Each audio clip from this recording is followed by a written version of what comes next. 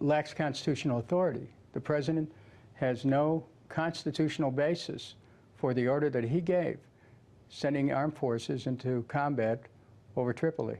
So if it lacks constitutional authority, should there not be consequences for this? Well, there are consequences practically, and those consequences are political.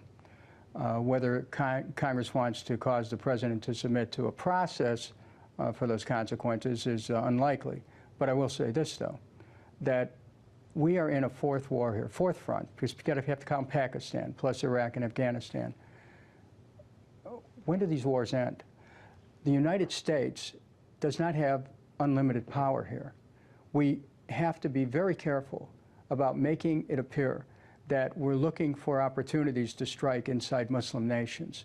We should be trying to find a way to effect a rapprochement with the Muslim community worldwide, which means getting out of Afghanistan, out of Iraq, out of, away from the incursions in Pakistan. That doesn't mean ceding to terrorism. It means you work with the world community on a police action to deal with terrorism. You don't drop bombs, which kill a lot of innocent people. But the argument that these folks who support this invasion say, well, hey, we have UN approval here. It's a global fight.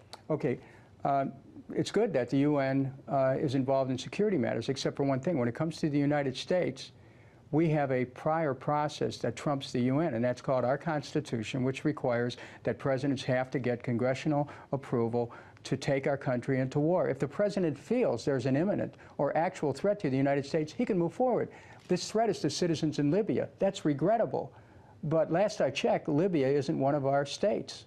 $3 trillion will be the cost of the war in Iraq. We're already up to half a trillion dollars in Afghanistan. The cost of this war for 1 week will be about that's a $500 billion in Afghanistan, and $500 million this war in Libya will cost for 1 week. The money is coming. We're either borrowing it or we're cutting domestic priorities. We're telling people they can't have jobs programs, but they get war. They can't, you can't have health care for everyone in America, but we get war. You can't have education for all, but you get war. You can't save people's homes, but you're going to have war. So I think we have to start changing our priorities. Maybe we should focus on jobs and housing and education and health care and retirement security and come home and start taking care of things here at home instead of telling people around the world that we have the solution to their problems. We will bring democracy to them, or we will protect them as they strive for democracy. I think that's beyond our capability, frankly.